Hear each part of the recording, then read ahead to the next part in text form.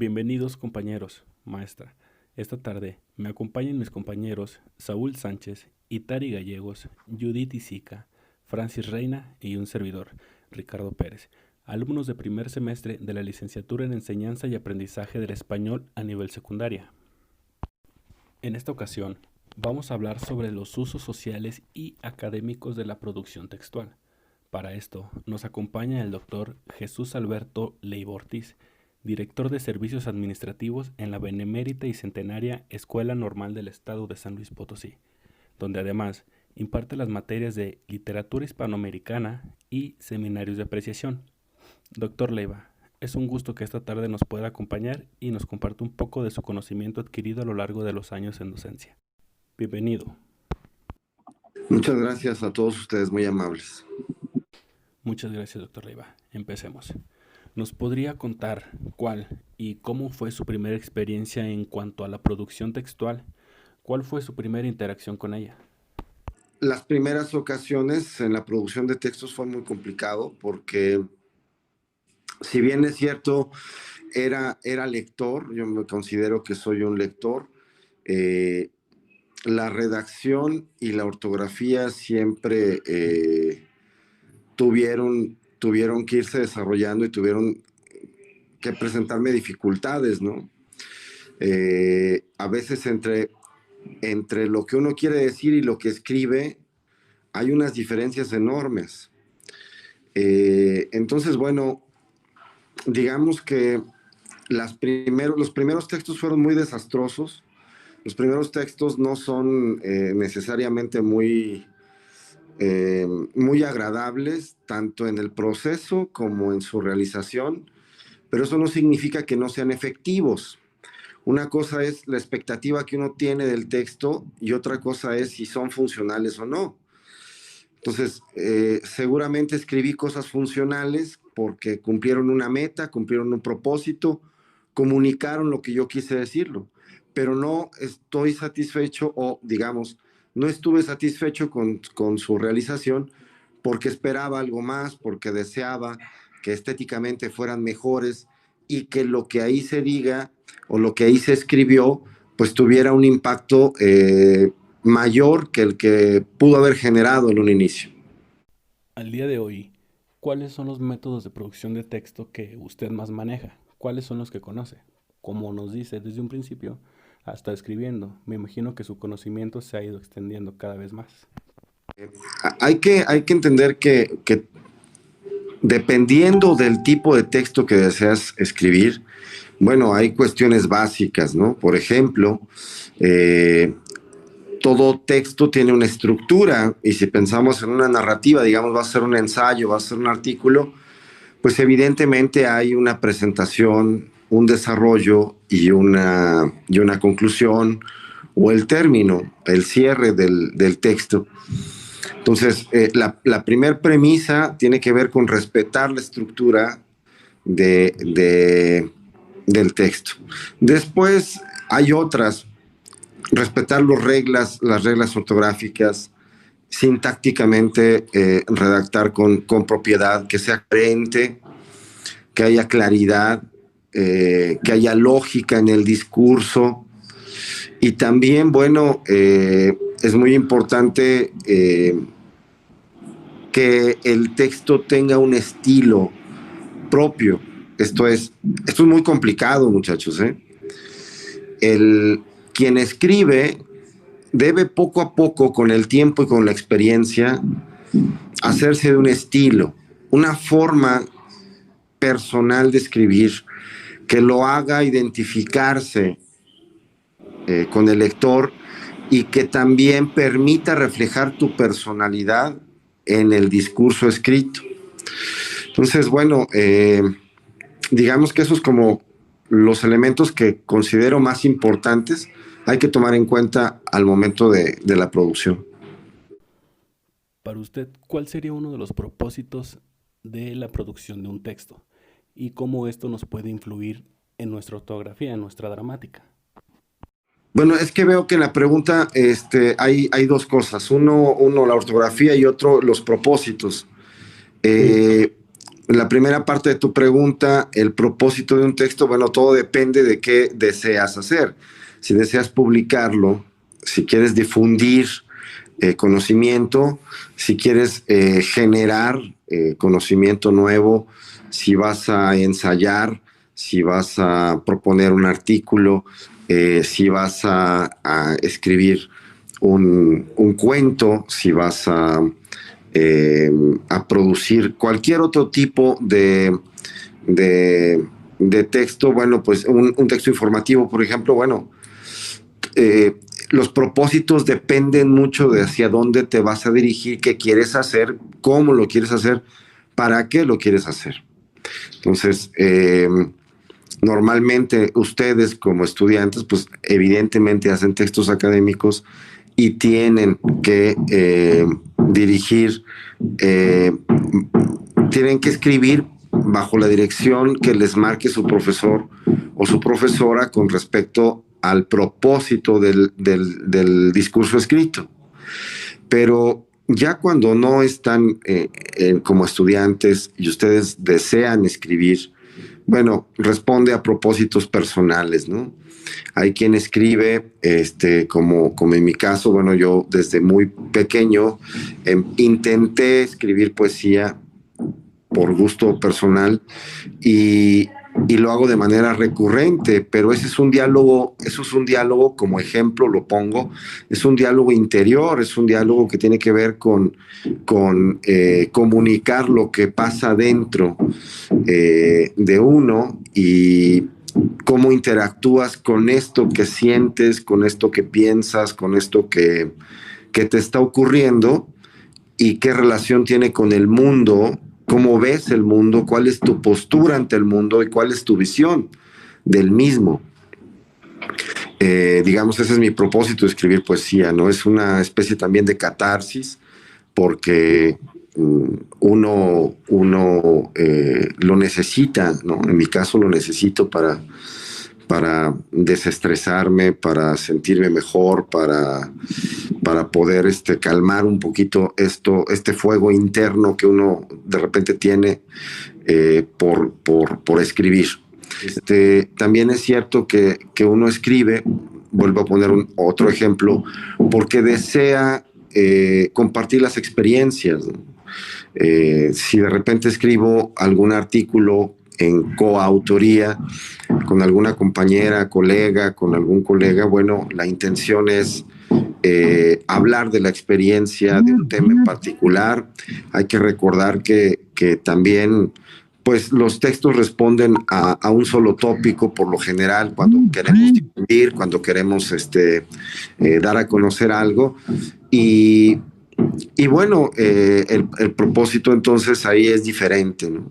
En su caso van a hacer una tesis, que es su generación hará una tesis y pensando ya, por poner un ejemplo más y final, pues la tesis tiene el propósito de ser un documento, tiene que ser un documento de corte, digamos, académico, sí, pero también de investigación, en donde tú demuestras, te planteas un problema y te pones la idea de que puedes solucionarlo, lo que llamamos hipótesis, y entonces todo el documento se trata de comprobar si ese problema puede ser solucionado bajo esa premisa o bajo esa hipótesis. Pero para esto pues tienes que buscar mucha información, tienes que investigar, tienes que ir desarrollando toda una estrategia, toda una metodología, toda una sistematización para tratar de resolver ese problema, ese planteamiento de la investigación, ese problema de indagación, tiene que ser resuelto a lo largo de la tesis. Y a eso te vas a enfocar y ese va a ser tu propósito. Y al final de cuentas dirás si el problema se solucionó o no, de acuerdo con lo que tú planteaste o las acciones que te impusiste a hacer para ello. Y sobre la ortografía, ya de la segunda parte de esta pregunta que me hacías, bueno, es completamente natural. Mira, recuerdo Te voy a decir dos cosas al respecto de la ortografía. La primera es que nuestro idioma, el español, tiene la característica de que se escribe tal como se habla. O sea, nuestra escritura en el idioma español refleja exactamente nuestra oralidad. Por eso debe de tener uno mucho cuidado de un acento, de una coma, de la sintaxis, etcétera, etcétera, porque debe reflejar exactamente cómo hablamos, cómo se habla el idioma.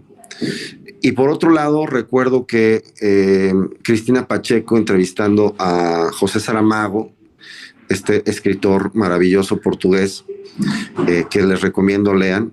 El último libro que leí hace poquito, lo terminé hace una semana, El viaje del elefante, por cierto. Pero bueno, le preguntaba ella a Saramago, le dijo, oiga, ¿qué tan importante es la ortografía? Y él puso un ejemplo maravilloso, una analogía, dijo, imagine usted que anda en una carretera que no conoce y no hay ni una señalética, no hay ni un aviso de nada. ¿Correría riesgos? Claro, imagínate que no te avisen que viene una curva prolongada o difícil o una curva muy cerrada o que hay un desfiladero cerca o que, bueno, una serie de cosas que pudieran ocurrir si no hubiera la señalética. Pues la ortografía, muchachos, es la señalética. Cuando uno escribe, tiene que poner señalética para poderse dar a entender y para que el español se lea tal y como se escucha. Si no, no tendría ningún sentido. A lo largo de mis años de estudiante, he notado que tanto en la preparatoria e incluso ahorita en la normal, hay compañeros a los cuales no les gusta la producción de textos. Me imagino que debe haber alguna motivación intrapersonal para poder realizarlos. ¿Qué consejos podría darles? Pues mira, qué difícil pregunta, porque eh, es cierto que debe de haber una motivación intrapersonal para poder generar un texto. Y como estamos hablando de lo académico, si tú no logras encontrar, digamos, una razón personal para escribir, toda la vida te va a costar trabajo y toda la vida lo vas a sufrir. Entonces, la estrategia primera que utilizaría es ver qué es aquello que más te gusta, qué es aquello que más necesitas de ti. Y parece complicado lo que estoy señalando, pero habrá que buscar en los intereses personales y habrá que buscar en la propia persona aquello que lo motiva en la vida en general. Porque quien escribe comparte. Y no importa que tú seas una persona introvertida y que digas, porque soy introvertido, muy tímido, no me gustaría compartir con nadie. En realidad la escritura no solamente es abrir la comunicación hacia otros, también es abrir la comunicación para contigo mismo. O sea, ¿qué es necesario decirte a ti mismo? ¿Qué es necesario que tú digas para ti primero? Y luego poco a poco, ya que se vaya conociendo, digamos, el interés personal, ese fuego interno que nos hace decir, que nos hace sentir, que nos hace pensar en los otros, que nos hace emocionarnos, que sea el origen y la fuente de nuestra escritura, ¿no? Pero ojo, esto se dice muy fácil, no es fácil. La verdad es que no es fácil. La vivencia en la lectura y la vivencia en la escritura. O sea, ¿qué te provoca la escritura? ¿Qué sensaciones ocurren? Y hay que escuchar a otros, porque si yo toda la vida he estado pensando que no me gusta escribir, bueno, vamos a escuchar a los otros que sí les gusta, para entender sus motivaciones, para saber por qué lo hacen y de qué manera lo hacen y qué sienten al hacerlo, ¿no? Entonces, bueno, pues para empezar haría esas acciones, ¿no? Que ya les mencioné como un método para irnos acercando a la producción de textos. Así es, doctor. Esto se lo digo como estudiante. Hay ocasiones en las que estamos en clases, pero no entendemos el mensaje que nos está dando el profe, la maestra. Estamos escuchando, sí, pero no logramos captar el mensaje que nos quiere transmitir o de la mejor manera. Y esta pregunta se la hago como futuro docente. ¿Cómo puedo asegurarme de que mi mensaje sea transmitido de la mejor manera, tomando en cuenta los procesos de comunicación que existen?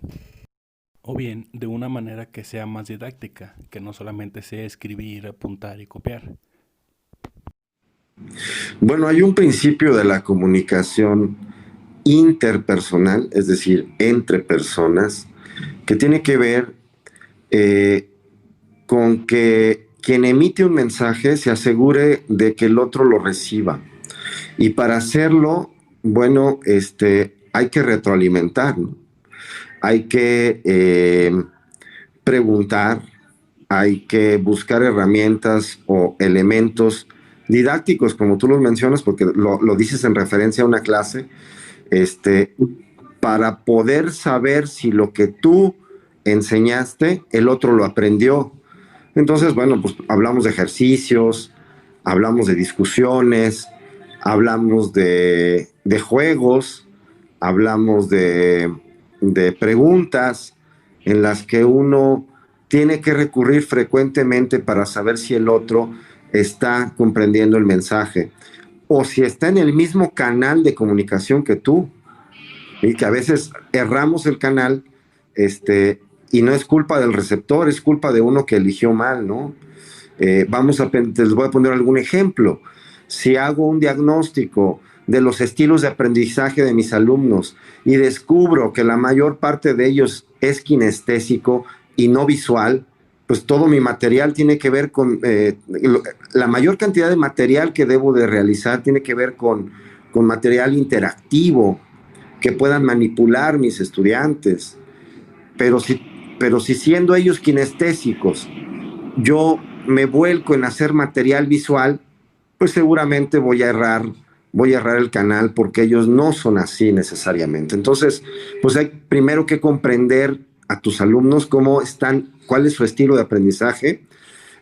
Por un lado, hay que conocerlos también, saber sus gustos e intereses y tratar de, con base en ellos, armar un material lo más pertinente posible.